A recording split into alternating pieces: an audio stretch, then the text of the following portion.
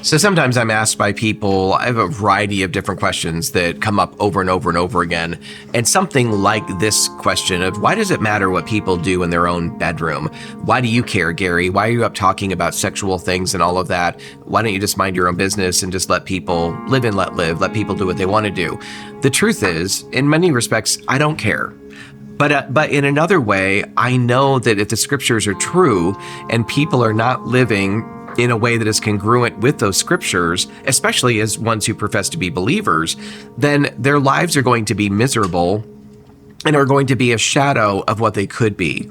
And so we are not meant to live compartmentalized lives where we have our Christian life, our church life, our career life, our bedroom life, where we're living out some new doctrine of some kind out of the file drawer of our life that's different than our church life.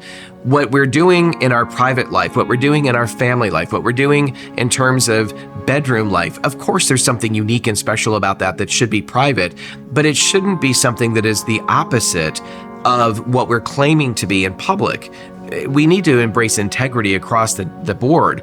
And so when the Bible is very clear about sexuality and the tendency for our sexual sin to lead into all kinds of idolatry and brokenness, Paul tells us to run from sexual immorality. And so this idea that, well, whatever happens in our bedroom is off limits, that actually, the question would be, you get to decide how you live your life. We're going to highlight and underscore what the scriptures teach about sexuality. What you choose to do with that is obviously something that you get to choose. But what we're saying is, if the scriptures are true, and if the warnings around sexual sin are true in the scriptures, and we believe that they are, we certainly are not going, how could we love you well as a pastor? How could we love you well as ministry leaders if we are not warning you about what the scriptures teach are fault lines of sexual behavior that does not lead again to human thriving? How could we love you well if we don't do that? But because we do want to love you well and we want to see you walk in freedom, we're going to teach not just the warnings of scripture, but what the scripture teaches about blessing as well in these areas.